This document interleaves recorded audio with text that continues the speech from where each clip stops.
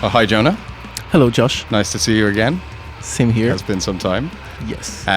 So I'm going to ask you a few questions about your band, Coilguns. I like this band.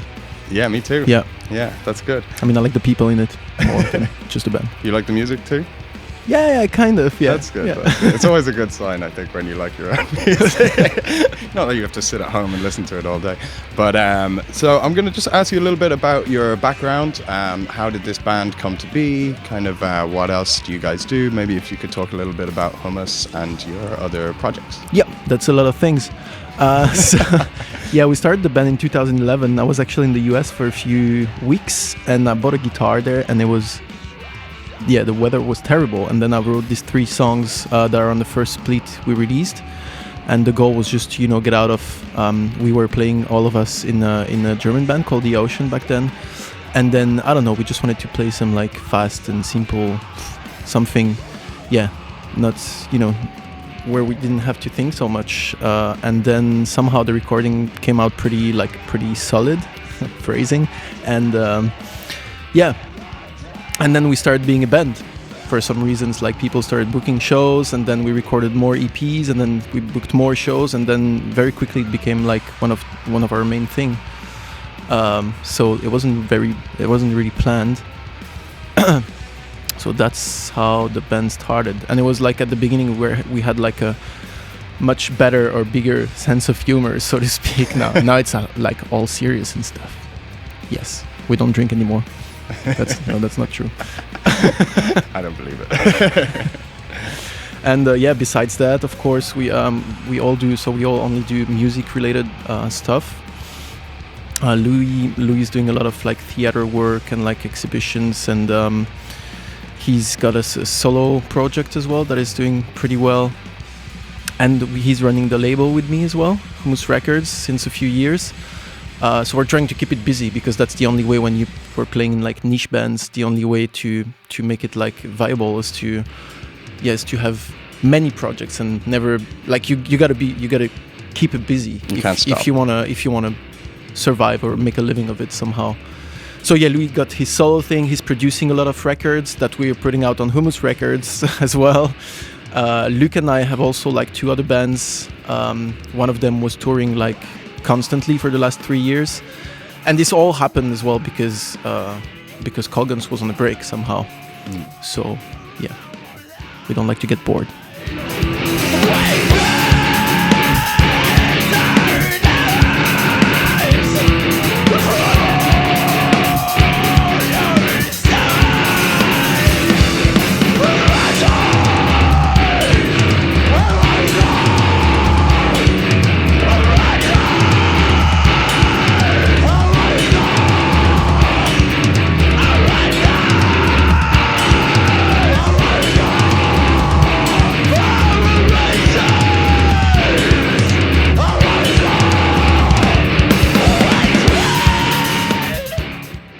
So what I wanted to ask you was, because of Closet Disco Queen and your other projects, have you found that having these other projects and doing them has affected the writing process for Coilguns? No, I don't think it has affected, at least not in a negative way, in the sense that, for example, the last song we ever wrote before Millennials, the last song we wrote with Coilguns, was a song called The Archivist, I'm not sure. Archivist. Ah, see, you don't know either. And, this song was... We started, like, going that, like, classic rock thing, towards that classic rock thing that didn't make sense for Coilguns. So, and it was on an EP, so that wasn't so bad. But right after that, we started Closet Disco Queen. I think it was good. So having these other bands actually make it like, it allows us to be more focused on what Coilguns should be. That's also why we're so serious about it now. It's like there's this whole weird aura and vibe within the band. Okay, that's good. So there's been a bit of a shift in kind of your perspective towards the band. Yeah, I guess so. I mean, it's always been like our that band with like your not school friends, but like how I don't know how to say that. Your like old mates. Yeah, exactly. Yeah. And but it was a bit funnier before. And then we, you know, we all did like different things. And then when we came back together, we all had like more experience and more like a certain will to do things a certain way, with like not a message but like some substance somehow. And we all came to that same point at the same time, and that feels great. Actually, the energy is very good within the band.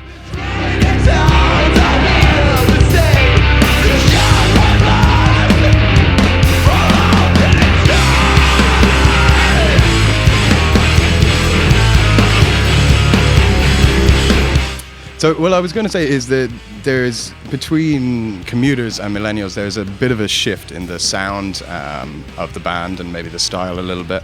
So I was going to ask you like about the recording process of millennials, and like how did that kind of differ from what you've done in the past? So what we've done in the past was that we mainly recorded everything live all together, one shot, and we didn't for this one. It was still kind of live recording. So I played guitar with Luc, who was playing drums. We used no click, but then we still overdubbed the guitars and the drums and the bass and the vocals. What was special is that we rented a house in Germany for a month, which was just like a, you know, countryside house, and we built like a whole 16 track analog studio in it.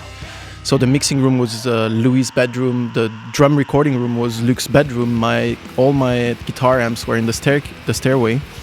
And we got there, we had a month and we didn't have one single note. So we had to write the record, record it, mix it and everything. So for 3 weeks we wrote the record, also trying already, you know, different microphone techniques, and like we were basically already mixing the record while writing it. And then we did that for 3 weeks, recorded for 3 or 4 days, mixed it for 2 days, and then it was done. Okay, cool. So that was also the first time we're doing everything on our own. Right. And so because you were mixing as you were recording, do you think that affected the way while you were writing, do you think it affected the way that you wrote? I think it's a whole thing, yeah. Like it's a whole package. Everything is affecting everything. Like being the tuning we were choosing, the amp we were using, the guitar we were using, or whatever. Okay, so right. It was very interesting. Like also on a human level, it was very intense to be just the three of us for a month. We didn't see anyone, barely took showers, actually, which is true. We didn't have the need to. We were just smoking weed, which we never do actually, but we were smoking a lot of weed, listening to Goat a lot. Okay. And just talking about, you know, like what this means to us, you know, being 30 and and still throwing our life to the toilet to play in a punk hardcore band in front of 50 people every night. And we're like, that's gonna mean something, you know. Let's make a record about it. It's awesome. Yeah. So it was very cool. Yeah, cool. So in terms of your live show and your live setup, obviously since the last time I saw you, you've got an additional band member, and I know you've got some pretty crazy kind of things that you do with your guitar setup, which as a guitarist I find very interesting. So I just wanted, like, what's changed? Have you had to kind of change your sound much? I can see your pedal board's a little bit smaller than it used to be. Yeah, it looks weird now, right? Yeah. So we got a new member, Donatien. He's playing keyboards, and he's doing backing vocals as well. That's because we did put synth and on the record, and we did backing vocals also, Luc and I. And we thought we needed this live. And somehow Donatien appeared from somewhere. And initially he was only supposed to play a little bit of keyboard, and then we were doing this first rehearsal and we're like, oh, can you sing as well? He was like, yeah. And then we're like, can you do percussion as well? And he was like, yeah. And we're like, can you play keyboard and percussion and sing at the same time? And he was like, yeah, I can do it. So he became instantly a full-time member of the band. And I think it's good because he's adding a lot of, especially with his synth, he's adding the low ends I don't have in my sound, because I'm having this system where I'm splitting the signal between two guitar amps and a bass amp, but I still don't have a bass, you know. Yeah. So then why we didn't ask him to play bass? I guess, I don't know. I think synths they go much lower, and it's much more like ballsier somehow, and much easier to carry, maybe. Does that make any sense? And so There's definitely like a kind of grittiness to the bass in it, you know. Yeah, exactly, because you can put a lot of distortion in it as well, and it goes super low, and you can make it super evil, and it still stays audible somehow. Compared to, you know, imagine like a bass player playing my riffs, which I barely can play already, so both together it would be just like a train crashing into a plane probably. So I guess the synth actually is like holding the thing together with the drums, which is cool. Because you're playing quite low tunings, right? Yeah, I have different tunings, but like, yeah, I'm also playing this 9-string guitar, but not the Genty 9-string kind of. It's like a 12-string, but only the last 3 strings are doubled. Okay. And for that one, for Millennials, that's also why some songs, or like, it feels like some songs have this weird tuning that came out of nowhere, basically. I made that everything I play is played like this, which is very stupid, but that's what it is. It works. But then it's also like rock on, you know? Well, exactly, that's my point. But also then you do that, and like you have to write differently because you don't know where to put your hands on the guitar. So that's why, like, I think the songs that are standing out the most on the record are these ones. Okay. Yeah. Cool. Like Millennials or Self-Employment Scheme or songs like that. Yeah. Yeah, there's definitely like a bit of a departure as well, like on some of the vocals and stuff on Self-Employment Scheme and stuff like that. Yeah, definitely. Yeah. Which I love. I think it's really, really cool.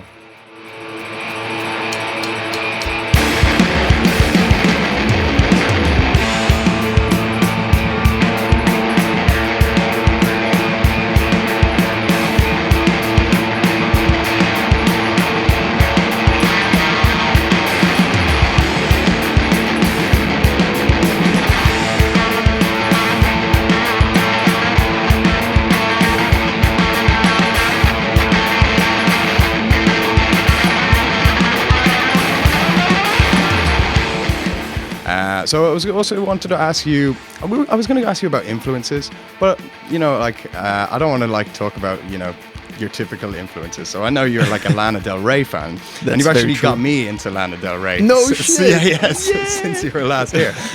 So I thought maybe you could tell us some kind of more unorthodox influences that you might have that people wouldn't expect. God, this is it's terrible, is it not? I don't know. Influences or artists alike, because that's a whole different thing, I guess. Okay, well, we like, you know, I guess I can make it quick for you with answering both questions. Yeah. I think for Coilguns, like what I'm really looking for is something, especially for Millennials. It was something that we started talking about like 2 years before making the record. We wanted something more tribal, more massive, less cymbals, more percussive, you know, things, like rhythmical things. Yeah, exactly. And so that's the time where I discovered Terra Tenebrosa, I think. Okay. It's that band that you know, was born out of this other cult band called Breach from Sweden. If you don't know them, you gotta check them out. No, I do. And yeah, that's the main band that influenced us for this record. In our mind before we wrote it, actually. That's where we wanted to go. I was only going to ask you one more question, which was just if you've got some like plans for the future, anything you really want to plug, or you know, something like that. Well, we have an awesome tour happening in November, but I can't say anything about it, so it's very stupid. But it's a killer tour package. We're playing with 2 other bands. There's going to be a French band and a Canadian band. Don't try to guess, because then someone is going to be maybe mad at me. I'm not sure. So okay. So this is happening in November. Yeah. Nice. And then another one in April. Okay. Cool. But I can't say either. And are you planning to write more music in that time as well? Oh yeah, excellent question. We actually booked a studio in January. Oh, cool. So we're going back to the studio in January for a whole month in Switzerland to write the next record. Yeah. Cool. And it's going to be an album or an EP? No, it's going to be an album. Okay. It's going to be an album, and hopefully we're going to release it by the end of next year already. Fantastic. Next year is going to be 2019. Yes, the end of next year. Well, thank you very much for answering my questions. Oh, God, thank you. I'm all sweaty. Come here. Yeah. Thanks, man. See you.